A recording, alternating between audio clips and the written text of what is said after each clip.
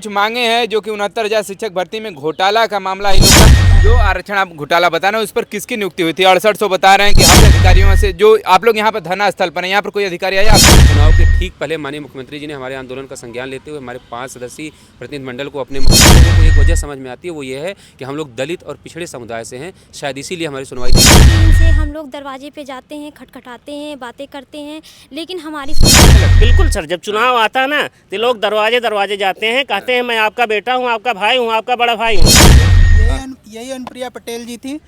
विधानसभा का जब चुनाव था तो हर मंच से यही कहती थी कि 69,000 शिक्षक भर्ती प्रायोजित तरीके से किसी द्वारा भेजे गए हैं। कहते हैं यादव होगा, क्या यादव बैकवर्ड स्कीम नहीं आता है?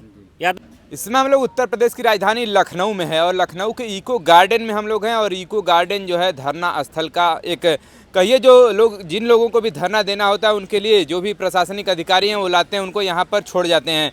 और अभी पिछले वीडियो में आपने देखा होगा तमाम जो लोग हैं वो इको गार्डन में धरना दे रहे हैं और इसी भी देखिए तमाम परीक्षार्थी हमारे पीछे खड़े हुए भी हैं और इन लोगों के भी कुछ मांगे हैं जो कि 69,000 शिक्षक भर्ती में घोटाला का मामला इन लोग का और 6800 पिछड़ित दलित अभ्यर्थियों की नियुक्ति नहीं हुई। इन्हीं संबंध में ये लोग धरना दे रहे हैं और लगातार विगत कई वर्षों से इन लोग का धरना यहाँ पर जारी है। इन सभी तमाम मुद्दों पर हम लोग इनसे बात करेंगे और जो एक प्रतियोगी परीक्षार्थी का दर्द होता है वो भी हम लोग इनसे जानने का प्रयास करेंगे कि कैसे घर वाले एक एक पैसा इकट्ठा करके आपको भेजते हैं तैयारी करने के लिए, फिर सरकार की गलत नीतियों के बाद अब वो इस प्रकार से दर दर ठोकरें खा रहे हैं और धरना देने के लिए मजबूर है और कभी कभी इन लोग को हाईकोर्ट का भी दरवाज़ा खटखटाना पड़ता है। इन सभी बातों पर बात करने के लिए हमारे साथ तमाम परीक्षार्थी मौजूद हैं। क्या नाम हुआ भाई साहब आपका? अमित मौर्य नाम है। ये सब आप बैनर जो लिए हुए हैं इसके बारे में प्रकरण को आप बताइए पूरे विस्तार से। ये 69,000 शिक्षक भर्ती आरक्षण घोटाले का मामला है। जो 2019 में एक वैकेंसी आई थी 69,000, उसमें आरक्षण का घोटाला हो गया था और तब से हम लोग ये जो आरक्षण आप घोटाला बताना उस पर किसकी नियुक्ति हुई थी? 6800 बता रहे हैं कि हम लोग की सीट थी, मतलब आप लोग की सीट थी, उस पर किसको बैठा दिया गया? उसमें जो वहाँ के अधिकारी हैं उन्होंने अपने चहेतों को, जो जनरल कैंडिडेट हैं उनको हम लोगों की जगह उन लोगों को नियुक्ति दे दिए थे। हम लोग बाहर हो गए थे। तब से हम लोग लगातार ये बात बता रहे हैं। विभाग में भी मंत्री से, मुख्यमंत्री से हर जगह अपनी आवाज़ उठा रहे हैं, लेकिन कोई सुनने वाला नहीं था। लगातार धरना देने के बाद 1-2 साल लगभग हो गया। अभी वहाँ से आदेश भी हुआ था कि मुख्यमंत्री ने भी कहा था कि इन लोगों को नियुक्ति दिया जाए, लेकिन आज तक नियुक्ति नहीं हो पाई। चुनाव भी निकल गया और ये लोकसभा का भी चुनाव आने वाला है, अभी तक नियुक्ति नहीं हो पाई। हम लोग इधर उधर भटक रहे हैं। कभी मुख्यमंत्री के कहने के बावजूद भी मुख्यमंत्री का भी आदेश का पालन नहीं हुआ। आज तक हम लोग यहाँ इको गार्डन कभी मंत्री के यहाँ जाते हैं, कोई मिलता है, कोई मिलता भी नहीं है, फिर हम लोग को यहाँ उठा के पटक दिया जाता है। बातें आपकी नहीं सुनी जा रही। हम चाहेंगे पीछे बैनर को आप पहले दिखा दीजिए। पालन करे बेसिक शिक्षा विभाग 5 जनवरी 2022 की जो चयन सूची है को सरकार अगर चाहे तो कैबिनेट में अलग से पद पास करके नियुक्ति दे सकती है, लेकिन 6800 शिक्षकों के प्रतिनिधि मंडल को माननीय मुख्यमंत्री जी से मिलवाया जाए। ये भी इन लोग की मांग है कि मुख्यमंत्री जी से इनको मिलवाया जाए और सरकार द्वारा आरक्षण की विसंगति की गई है और सरकार इस विसंगति को सही करके 6800 शिक्षकों को नियुक्ति दे। और निवेदक हैं 69,000 शिक्षक भर्ती में आरक्षण विसंगति की उपरांत 6800 चयनित पिछड़े दलित शिक्षक, ये सब तमाम जो लोग हैं वो 6800 कैंडिडेट ये लोग बाहर है और लगातार धरना देना है। क्रम वाइज ये लोग का शेड्यूल जारी रहता है। 6800 लोग हैं यहाँ पर, तो बड़ा कम लोग दिखाई दे रहे हैं। नहीं तो जब बुलाया जाता है सबको इकट्ठे, एक दिन बुलाया जाता है तब लोग आते हैं, नहीं तो हर रोज़ किसी ज़िले से 1 लोग 2 लोग हर ज़िले से लोग आते रहते हैं। मतलब अच्छा। बना है, रोज़ यहाँ आना ही है। तो आप किस जिले से हैं? हम रायबरेली ज़िले से हैं। रायबरेली से हैं। आप लोग भाई साहब? मैं जौनपुर से हूँ। जौनपुर से। और कहाँ से आप लोग हैं? सुल्तानपुर से। चलिए, ये प्रकरण जो आप बता रहे हैं इनमें अभी किसी अधिकारियों से जो आप लोग यहाँ पर धरना स्थल पर हैं, यहाँ पर कोई अधिकारी आया आपसे मिलने? देखिए, अभी जो हमारे भाई बता रहे थे ये 2019 का जो प्रकरण है 69,000 शिक्षक भर्ती का, पहले तो अधिकारियों ने हमारी सीटों पर जो सामान्य वर्ग के अभ्यर्थी थे उनकी नियुक्ति कर दी। 1 साल तक हम लोग चिल्लाते रहे कि हमारे साथ आरक्षण का घोटाला हुआ है, हमें नौकरी दी जाए और जो हमारी सीटें दूसरों को दी गई वो हमारी सीटें हमको वापस की जाएं। कोई सुनने को तैयार नहीं था। हम लोगों ने फिर निराश होकर राष्ट्रीय पिछड़ा वर्ग आयोग, जिसको ये वर्तमान की सरकार ये बताती है कि हमने पिछड़ों का अधिकार सुरक्षित करने के लिए ओबीसी का हक कोई खा ना जाए, इसलिए राष्ट्रीय पिछड़ा वर्ग आयोग बनाया है, जिसकी चर्चा आए दिन आप देखते होंगे कि हमारे देश के प्रधानमंत्री नरेंद्र मोदी जी भी करते रहते हैं। उसी पिछड़ा वर्ग आयोग में हम लोगों ने शिकायत की, जहां पर 1 साल बाकायदा सुनवाई चली। उसके बाद 29 अप्रैल 2021 को आयोग ने अपनी रिपोर्ट प्रकाशित की और उसमें माना कि 6,800 दलित और पिछड़े वर्ग के बच्चों की सीटें सामान्य वर्ग के लोगों को दे दी गई। संस्तुति आयोग ने ये की कि जो दोषी अधिकारी हैं उनको दंडित किया जाए और साथ ही इन बच्चों को नियुक्ति पत्र दे दिया जाए। लेकिन आज तक जो है हमको नियुक्ति पत्र नहीं मिला। उस रिपोर्ट को आधार बना के हम लोगों ने जो है मई 2021 से आंदोलन शुरू किया है, जो आज तक अनवरत जारी है। चुनाव के ठीक पहले माननीय मुख्यमंत्री जी ने हमारे आंदोलन का संज्ञान लेते हुए हमारे 5 सदस्यीय प्रतिनिधिमंडल को अपने मुख्यमंत्री आवास बुलाया, हमसे वार्ता की और अधिकारियों को निर्देशित किया कि जो इनके साथ विसंगति हुई है उसको दूर करते हुए ये 6800 लोगों को तत्काल नियुक्ति पत्र दिया जाए। लेकिन अधिकारियों ने दंडित करने की भी बात कर रहे हैं, उसका क्या हुआ? हम लोगों ने मुख्यमंत्री जी से कहा कि उनको दंडित भी किया जाए, लेकिन मुख्यमंत्री जी ने कहा कि चुनाव सर पे है, पहले आपकी नियुक्ति करेंगे, उसके बाद जांच करवा के उनको दंडित करने का भी काम करेंगे। लेकिन दुर्भाग्य है हम लोगों का, शायद एक वजह बन सकती है जिस राज्य में बात बात पे बुलडोजर चल जाते हों, जिस राज्य में बात बात पे जो है इनकाउंटर हो जाते हों, जिस बात में जो है संपत्तियाँ जब्त करने की बात की जाती हों, वहाँ के मुख्यमंत्री के आदेश के बाद भी अगर हमारी नियुक्ति नहीं हो पाई है तो उसकी जो मुझे हम लोगों को जो सारे लोगों को एक वजह समझ में आती है वो ये है कि हम लोग दलित और पिछड़े समुदाय से हैं, शायद इसीलिए हमारी सुनवाई नहीं हो पा रही है। अन्यथा यहाँ तो बहुत जल्दी न्याय हो जाता है और कोर्ट कचहरी के झंझट में भी नहीं फंसते। कोर्ट कचहरी में भी हम लोग लड़ाई लड़े, राष्ट्रीय पिछड़ा वर्ग आयोग की रिपोर्ट भी हमारे पक्ष में है, मुख्यमंत्री के निर्देश के बाद भी 6800 लोगों की लिस्ट जारी भी हो गई, लेकिन आज तक नियुक्ति पत्र नहीं मिल पाया है। इसकी वजह जो हम लोगों को समझ में आ रही है वो यही है कि हम लोग सिर्फ पिछड़े और दलित समुदाय होने का नुकसान उठा रहे हैं, अदरवाइज हम लोगों को अब तक नौकरी मिल गई होती। जी चलिए, भाई साहब कह रहे हैं कि मतलब दलित और पिछड़े समाज से इसलिए हमारी बातों को नहीं सुना जा रहा और मुख्यमंत्री के आदेश के बाद भी उसका पालन नहीं हुआ। ये भी बड़ा एक सोचने का विषय है। क्या नाम हुआ भाई साहब आपका? मुकेश नाम है हमारा। क्या लगता है अब घर वाले क्या कहते हैं? जिस प्रकार से आप लोग धरना दे रहे हैं, तैयारी भी कभी से कर रहे होंगे और अभी नियुक्ति भी होने वाली थी आप लोगों की, अब घर वाले क्या कहते हैं? घर वाले तो पहली बात तो ये है कि जब लखनऊ के लिए बोलते हैं कि धरने में जाना है, हालांकि 3 साल से धरना हम लगातार दे रहे हैं, तो पहली बात तो घर वालों से पैसा मांगते हैं कि मुझे लखनऊ जाना है धरने में, भाई अपना हक अधिकार है उसको लिया जाए। तो वो लोग भी परेशान हो चुके हैं, एक पैसा देने के मतलब मूड में नहीं रहते हैं। यहाँ तक कि मित्र यार से लेकर हमको उधार पैसा आना पड़ता है। यहाँ मित्र दे देते हैं भाई, उम्मीद है ना, हमें उम्मीद लगी है कि हमारे मुख्यमंत्री जी हैं, हमारे साथ न्याय करेंगे एक न एक दिन, और तो मित्र यार देते हैं कि ठीक है नौकरी लगेगी तब दे देगा।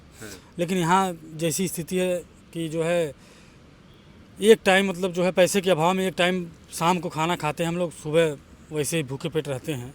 अब बताइए यहाँ क्या स्थिति है, मतलब कि कुछ कहा नहीं जा सकता जो है।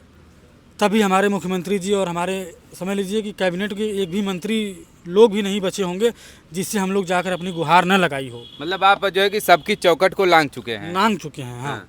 सबसे मुलाकात होगी, लोग जब जाते हैं तो क्या उधर से आश्वासन तो मिलता होगा? बस वही आश्वासन पे आश्वासन मिलता है, इसके अलावा और कुछ नहीं। बस बोलते हैं आपका काम चल रहा है। अरे काम तो चल रहा है, हम भी मान रहे हैं, लेकिन एक ऐसा काम चल रहा है कि अभी तक उसका न्याय नहीं हुआ। 3 साल से काम जब भी जाएंगे तो बोलते हैं कि जो है आपका काम चल रहा है, माननीय मुख्यमंत्री जी तक आप तक की बात हम पहुँचा रहे हैं। हमें तो ये नहीं समझ में आ रहा है कि कैसे पहुँचा रहे हैं। अभी कोई काम उन लोगों का अगर कोई चुनाव मसला अगर फंस जाए तो रातों रात उनका जो है सुप्रीम कोर्ट से आर्डर आ जाता है, हाई कोर्ट से आर्डर खुल जाता है, छुट्टियों में भी हाई कोर्ट का आर्डर मतलब खुल जाता है, जज आ जाते हैं, अपनी उनकी सुनवाई हो जाती है। क्या हम लोग के लिए ऐसा क्यों नहीं सरकार बना रही है नियम कानून? जी चलिए, ये सब बातें हैं। प्रतियोगी परीक्षार्थी आप कहाँ से तैयारी कर रहे थे? आप? मैं इलाहाबाद से तैयारी इलाहाबाद रहे थे। कितना खर्चा आ जा रहा था महीने का? 5000 तो मैक्सिमम आ ही जाता है।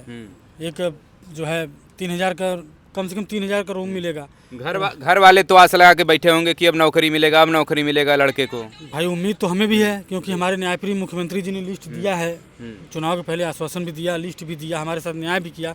लेकिन न्याय भी किया तो वो भी लेकिन अभी जैसे अभी तक की आप लोगों की ज्वाइनिंग नहीं हो पाई है, मुख्यमंत्री जी के निर्देशों के बाद भी ऐसा नहीं हुआ, तो आपको क्या लगता है? हमें तो ये लग रहा है कि इसमें अधिकारी टाल मटोल कर रहे हैं और मुख्यमंत्री जी को, हमारे जो बेसिक शिक्षा स्कूली परिषद सचिव हैं और डीजी साहब हैं, ये सब अधिकारी मुख्यमंत्री जी को गुमराह कर रहे हैं और गुमराह कर रहे हैं, और जो है तभी हमारी नियुक्ति नहीं हो पा रही अभी तक। चलिए, ये तो बातें हैं इनकी और मुख्यमंत्री जी की, और इनके निर्देशों का पालन अभी तक नहीं हुआ है और ये लोग लगातार धरना बैठे हुए हैं। कुछ हम आपको फोटो दिखाना चाहेंगे। देखिए, पिछड़े और दलितों के आरक्षण पर नेता मौन है। ये सब अपने आप को पिछड़े और दलितों का नेता बताते हैं। फोटो के फ्रेम में आप देख पा रहे होंगे, अलग अलग जिलों से आते हैं और कुछ तो जैसे अभी मिर्ज़ापुर की ये सांसद हैं और ये भी मिर्ज़ापुर के ही रहने वाले हैं, और ये आपके इलाहाबाद के हैं, और ये आशीष पटेल भी विधान परिषद सदस्य हैं, और ये सब तमाम जो नेता हैं ये सब पिछड़े समाज से आते हैं। ये सब फ़ोटो आपने जो है लगवाया है और जो है कि इनकी ही फ़ोटो आप लोगों ने सेलेक्ट किया है, क्यों और आपका क्या नाम हुआ? मेरा नाम अर्चना शर्मा है, हम अयोध्या से हैं।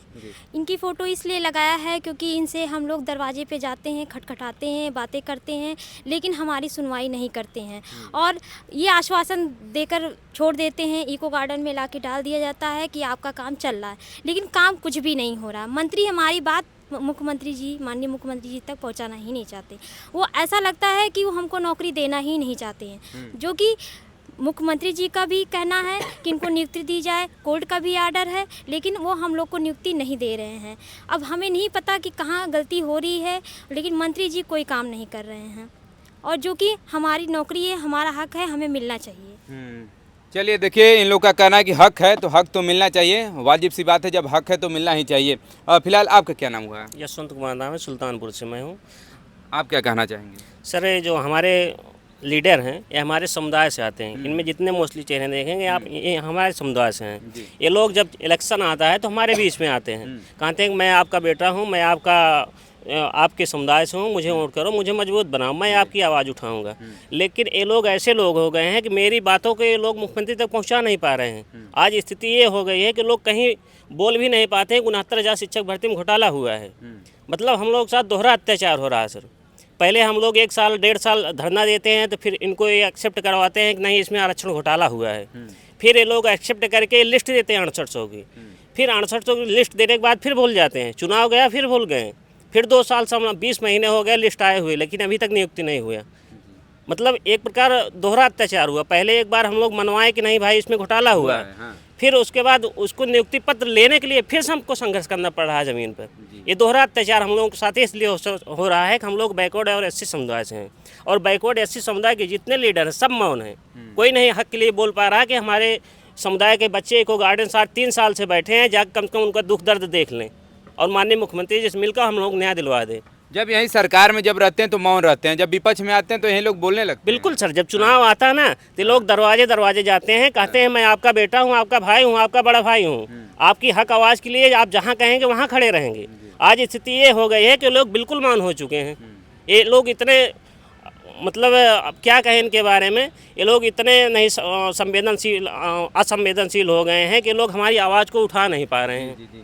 मुख्यमंत्री से मिलवा तक नहीं पा रहे हैं। कम से कम एक बार मिल के हमकी समस्या, अपनी समस्या समझ के कम से कम एक बार बात तो बता दें कि हमारे पिछड़े दलित समुदाय के बच्चे 2 साल 3 साल से बैठे हैं और संघर्ष कर रहे हैं। दिन रात कैसे रह रहे हैं उनको नहीं पता है, वो तो आराम से मज़े काट रहे हैं। लेकिन हम लोग यहाँ रात में कभी रात में ऐसे सो जाते हैं, यहाँ पे दिन में भूखे रहते हैं, एक टाइम खाना खाते हैं। परिवार की स्थिति कोई घर से निकलने नहीं देता है। कम से कम अब इतने तुम उम्र को होगा, जाओ कमाओ खाओ कहीं, उनको भी हमसे उम्मीद थी, लेकिन इस उम्मीद पर हम लोग खड़े नहीं उतर पा रहे हैं इन लोगों के कारण।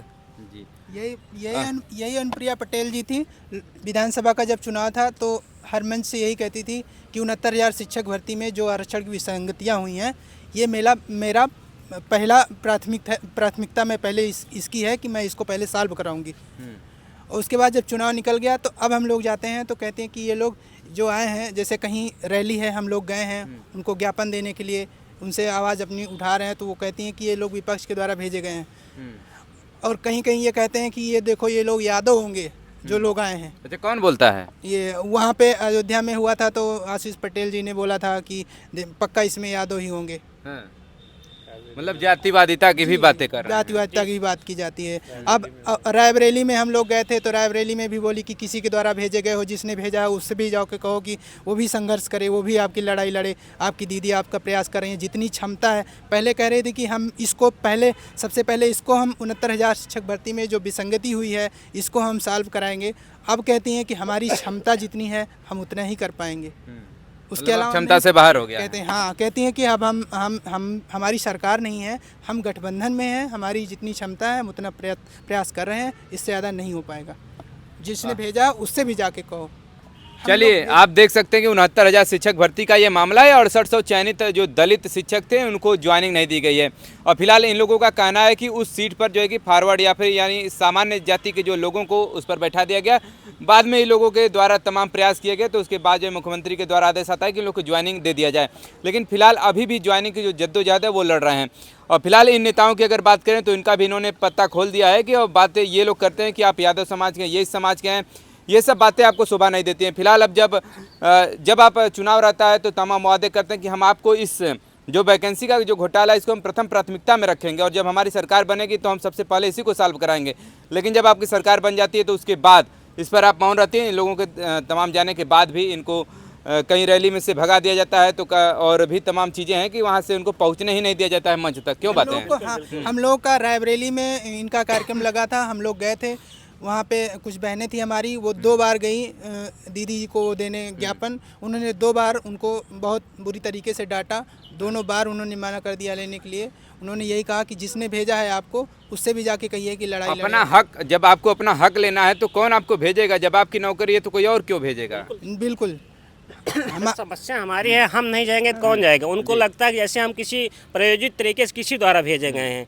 कहते हैं यादव होगा, क्या यादव बैकवर्ड एससी में नहीं आता है? यादव कोई अन्य देश से आया है? यादव हो चाहे जो हो, वो हमारा पिछड़ा समुदाय तो है। उसकी दर्द है, दुख है, तकलीफ है। आप 3 साल से उसको प्रताड़ित कर रहे हैं, वो तो आपको नहीं दिखता 3 साल से प्रताड़ित हम कर रहे हैं। वो आपकी रैली में चला जाता है, आपको निवेदन करने के लिए जाता है तो आपको लगता है कि नहीं ये किसी प्रायोजित तरीके से आया है। मतलब सर दोहरा मापदंड हो रहा है पूर्ण तरीके से। चलिए, देश की बड़ा विडंबना है, चुनावें समय पर हो जाती हैं, चुनाव का रिजल्ट भी समय पर आ जाता है, लेकिन जो प्रतियोगी परीक्षाओं की जो तैयारी करने वाले स्टूडेंट हैं न तो इनका परीक्षा समय पे होता है न तो इनका रिजल्ट समय पे निकलता है। उसके बाद ज्वाइनिंग के लिए तमाम जद्दोजहद झेलना पड़ता है और हाईकोर्ट तक पहुंचना पड़ता है। ये सब तमाम समस्याएं हैं प्रतियोगी परीक्षार्थियों की। यही ओबीसी दलित, जो पिछड़े दलित हैं, यही हकीकत है उनकी। बाकी कोई मुख्यमंत्री हो, प्रधानमंत्री हो, कोई अन्य नेता हो, अपने मन से ये अगर ओबीसी एससी की हक की बात करता है तो ये एकदम साफ झूठ है, इसमें कोई सच्चाई नहीं है, ये सब छलावा है। यही सच्चाई है जो इको गार्डन में दिख रही है। यही चलिए, मलाई बैकवर्ड एससी केवल तब याद आते हैं जब इनके सर पे चुनाव होता है, तब बैकवर्ड एससी इनको याद आते हैं। उसके बाद जब बैकवर्ड एससी हक अधिकार वोट लेके लोग राजा मंत्री बन जाते हैं तो भूल जाते हैं बैकवर्ड एससी हैं कौन, कहाँ के हैं ये? किसी नाली के लोग होंगे, आए होंगे। इनको लगता है, सीधे कहते हैं कि आप लोग हैं कहाँ से आए हैं, कौन भेजा आप लोगों को? बताओ, हम अपनी वेदना लेकर आपके पास आए मिलने के लिए, आप हमारी समस्या का निदान नहीं करवा पा रहे हैं और एक आरोप अलग से लगा देते हैं कि आप प्रायोजित तरीके से आए हैं। आतंकवादी हम लोग हैं।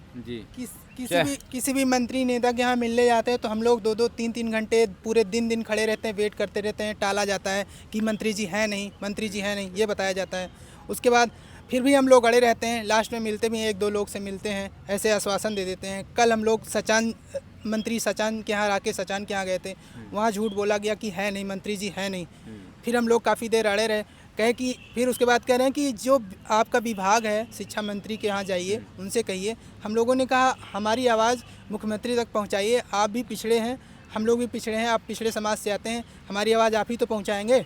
हम लोग काफ़ी देर अड़े रहे, उसके बाद फिर आके मंत्री जी हम लोगों से मुलाकात किए, आश्वासन दिए, बस आश्वासन। इसके अलावा कुछ। चलिए, ये सब देखिए तमाम मुद्दे रहे इनके और जैसा कि इन लोग का कहना है कि अगर ये लोग दोबारा चुनाव में ऐसे वादे करते हैं तो समझिए मात्र एक छलावा है, इन लोग का कहना है। और ये लोग इस बात को झेल भी रहे हैं, साक्षात आप यहाँ पर देख पाएंगे। और फिलहाल हम लोग इको गार्डन में थे लखनऊ से। खबर देखने के लिए बहुत बहुत धन्यवाद।